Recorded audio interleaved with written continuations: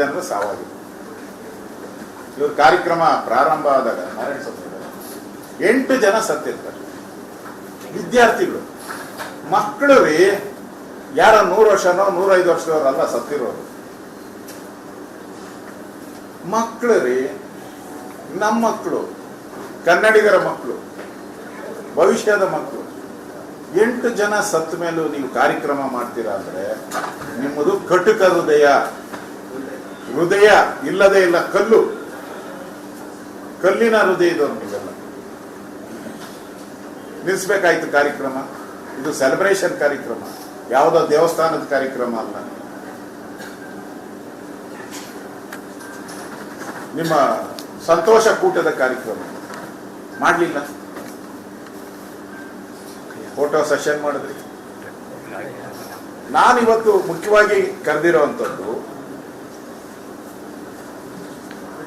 ಸರ್ಕಾರ ನಡೆಯುವಂಥದ್ದು, ಯಾರೇ ಮುಖ್ಯಮಂತ್ರಿ ಇದ್ರೂ ಸರ್ಕಾರ ನಡೆಯೋದು ಕಾನೂನು ಮೇಲೆ ನಡೆಯುವಂಥದ್ದು. Law of the land, correct ಅಲ್ಲ? Law of the land. ನೀನು ಮುಖ್ಯಮಂತ್ರಿ ಇರಲಿ, ನೀನು ಈ ದೇಶದ ಪ್ರಧಾನಿ ಇರಲಿ, ಯಾರೇ ಇರಲಿ, ನಾನಿರಲಿ, ಎಲ್ಲನೂ ಕೂಡ ಈ ಕಾನೂನು ಮೇಲೆ ನಡೆಯುವಂಥದ್ದು. ಕಾನೂನ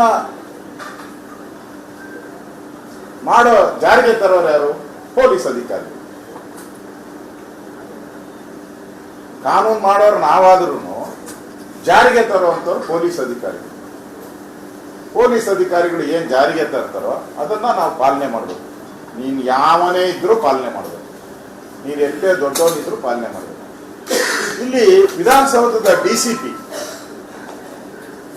ದಿನಾಂಕ 4/6/2025 4/6/2025 ವಿಧಾನಸೌಧ ಮಾನ್ಯ ಸರ್ಕಾರದ ಕಾರ್ಯದರ್ಶಿಗೆ ಪತ್ರ ಬರೀತಾರೆ. ಸರ್ಕಾರದ ಕಾರ್ಯದರ್ಶಿಗೆ, ರಾಯಲ್ ಚಾಲೆಂಜ್ ಬೆಂಗಳೂರು ಕ್ರಿಕೆಟ್ ತಂಡವು ವಿಧಾನಸೌಧದ ಭವ್ಯ ಮೆಟ್ಟಿಲು ಮೇಲೆ ಸನ್ಮಾನಿಸುವ ಕಾರ್ಯಕ್ರಮ ಆಯೋಜಿಸಲು ಅಭಿಪ್ರಾಯ ವರದಿಯನ್ನು ಸಲ್ಲಿಸಿರುತ್ತಿರುವ ಬಗ್ಗೆ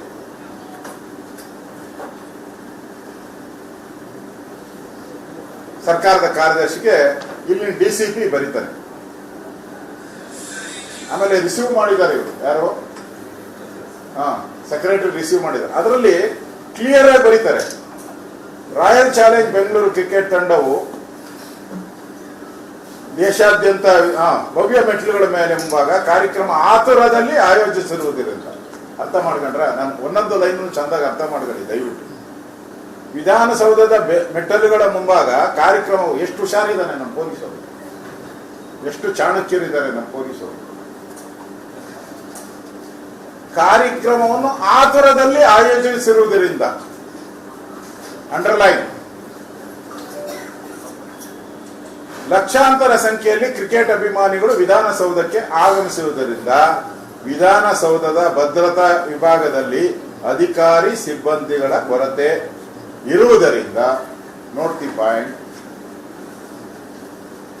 ಅಧಿಕಾರಿ ಸಿಬ್ಬಂದಿಯ ಕೊರತೆ ಇರುವುದರಿಂದ ಬಂದೋಬಸ್ತ್ ಕರ್ತವ್ಯಕ್ಕೆ ತೊಂದರೆಯಾಗುವ ಸಾಧ್ಯತೆ ಇರುತ್ತದೆ. ಯಾರು ಕಾನೂನನ್ನ ಪಾಲನೆ ಮಾಡೋನು, ಇಲ್ಲಿ ಬಂದೋಬಸ್ತನ್ನ ನೋಡ್ಕೊಳ್ಳುವಂಥವ್ರು, ಅವನೇ ಕಲ್ಚಿ ಅಂದ್ಬಿಟ್ಟ, ಹ್ಯಾಂಡ್ಸ್ ಅಪ್ ಅಂದ್ಬಿಟ್ರು ಅವರೇ. ಯಾರು? ಇಲ್ಲಿನ DCP ಕ್ಲಿಯರ್ ಆಗಿ ಬರ್ದಿದ್ದಾರೆ, ಹ್ಯಾಂಡ್ಸ್ ಅಪ್ ಅಂತ. ಮತ್ತೆ ಆತುರವಾಗಿ ಆಯೋಜನೆ ಮಾಡಿದಿರ ಅಂತ ಹೇಳಿದಾರೆ ಅವರು. ಇವೆರಡೂ ನೀವು ಬಹಳ ಇಂಪಾರ್ಟೆಂಟ್ ನೋಡ್ಕೊಳ್ಳಿ. ಆಮೇಲೆ ನೀವು ಮಾಡದೇ ಆದ್ರೆ 2ನೇ ಲೈನ್ ಬರೆದಿದ್ದಾನೆ ನಮ್ಮ ಅಧಿಕಾರಿ, ಪೊಲೀಸ್ ಅಧಿಕಾರಿ,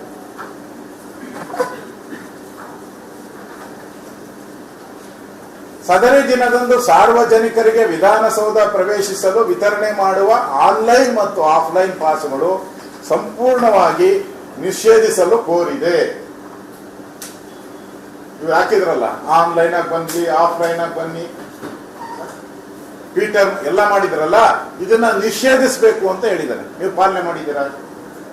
ಸರ್ಕಾರ ಪಾಲನೆ ಮಾಡಿದ್ರಿ? ಊರೆಲ್ಲರಿಗೂ ಹೇಳ್ತೀಯ ಕಾನೂನು?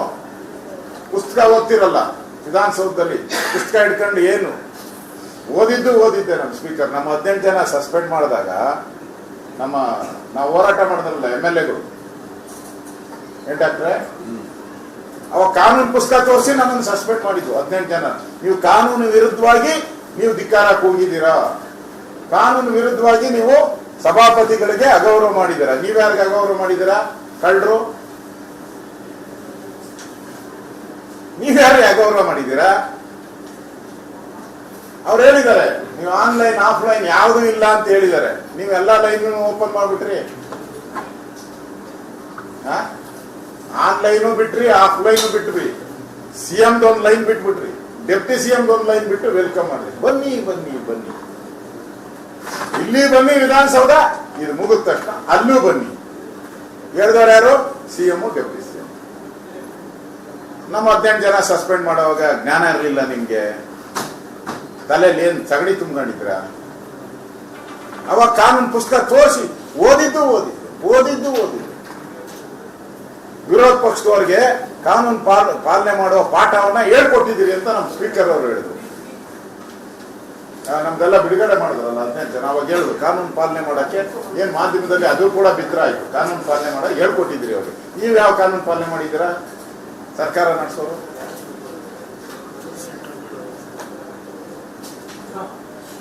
ಆಮೇಲೆ ಇನ್ನೊಂದು ಬಹಳ ಇಂಪಾರ್ಟೆಂಟ್ ಇದರಲ್ಲಿ, ಸಮಾರಂಭದ ಭವ್ಯ ಮೆಟ್ಟಿಲುಗಳ ಮುಂಭಾಗ ದಿನಾಂಕ 4/6/25 ಸಂಜೆ 4 ಗಂಟೆಗೆ ಆಯೋಜಿಸಿಕೊಳ್ಳುತ್ತಿದ್ದು ಸಚಿವಾಲಯದ ಅಧಿಕಾರಿ ಸಿಬ್ಬಂದಿಗಳು, ನೋಡಿ ಇದೇ ಇಂಪಾರ್ಟೆಂಟ್, ಅಧಿಕಾರಿ ಸಿಬ್ಬಂದಿಗಳು ತಮ್ಮ ತಮ್ಮ ಕುಟುಂಬದ ವರ್ಗವನ್ನು ಕರೆತರುವ ಸಾಧ್ಯತೆ ಹೆಚ್ಚಾಗಿದ್ದು. ಯಾರು? ಕುಟುಂಬ ಸಮೇತ ಮದುವೆ ಕರಿತಿರಲ್ಲ,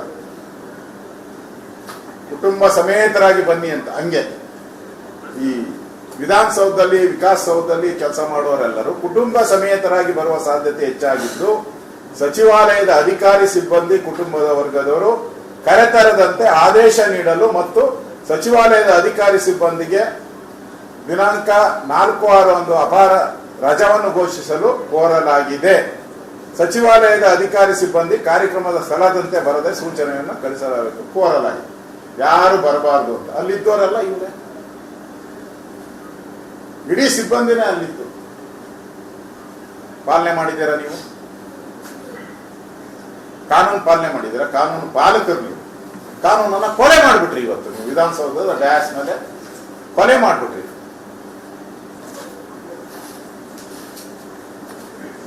ಆಮೇಲೆ ಸಿಸಿಟಿವಿ ಕ್ಯಾಮೆರಾ ಅಳವಡಿಸಿರುವುದಿಲ್ಲ. ಅಳವಡಿಸುವ ಸದರಿ ಸನ್ಮಾನ ಕಾರ್ಯಕ್ರಮ ಲಕ್ಷಾಂತರ ಸಂಖ್ಯೆ ಕ್ರಿಕೆಟ್ ಆಗಮಿಸಿದ ಭದ್ರತಾ ದೃಷ್ಟಿಯಿಂದ ಸಿಸಿಟಿವಿ ಅವಶ್ಯಕತೆ ಇರುತ್ತದೆ. ಇದು ಭದ್ರತಾ ವ್ಯವಸ್ಥೆ ತರಲು ವ್ಯತ್ಯಯ ಉಂಟಾಗುವ ಸಾಧ್ಯತೆ ಇರುತ್ತದೆ. ಸಿಸಿಟಿವಿ ಕ್ಯಾಮೆರಾ ಬೇಕು ಅಂತ ಹೇಳಿದ್ರು. ಹಾಕಿದ್ರನಪ್ಪ ಸಿಸಿಟಿವಿ ಕ್ಯಾಮೆರಾ ಎಂಟೈರ್ ರೋಡ್ಗಳಿಗೆಲ್ಲ ಎಲ್ಲ ಹಾಕಿದ್ರ? ಯಾರನ್ನ ನೋಡಿದ್ರ? ಸಿಸಿಟಿವಿ ಇಲ್ಲಿ ಎಷ್ಟು ಹಾಕ್ಬೇಕು ಅಂದ್ರೆ 1,000 ಮೇಲೆ ಸಿಸಿಟಿವಿ ಕ್ಯಾಮೆರಾಗಳು ಹಾಕ್ಬೇಕಾಗಿ ಎಂಟೈರ್ ಆ ಸರ್ಕಲ್ ಇಂದ ಹಿಡಿದು ಅಲ್ಲಿ ಇದು ಸರ್ಕಲ್ ಕಾಮಿ ಬೋರ್ಡ್ ವರ್ಗು ಮತ್ತೆ ವಿಧಾನಸೌಧ ಸುತ್ತೂ ಕೂಡ ಅರ್ಧ ಕಿಲೋಮೀಟರ್ ಸಿಸಿಟಿವಿ ಕ್ಯಾಮೆರಾ ಹಾಕ್ಬೇಕಾಗಿ. ಸಿಸಿಟಿವಿ ಹಾಕಿದ್ರ? ಪೊಲೀಸರು ಬರ್ದಿದ್ರು ಹಾಕಬೇಕು, ಕಾರ್ಯಕ್ರಮ ನಡಿಬೇಕಾದ್ರೆ ಹಾಕಿದ್ರೇ ಕಾರ್ಯಕ್ರಮ ಅಂತ ಹೇಳಿದ್ರು. ಎಲ್ಲಿ ಹಾಕಿದ್ದೀರಾ?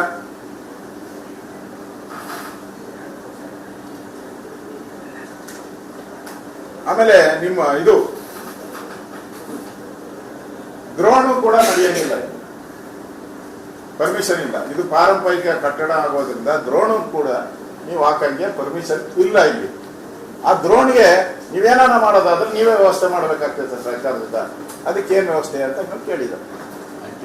ಹಾ, ಅವಶ್ಯಕತೆ ಇದೆ ದ್ರೋಣ್ ಸಿಸ್ಟಮ್. ಆಂಟಿ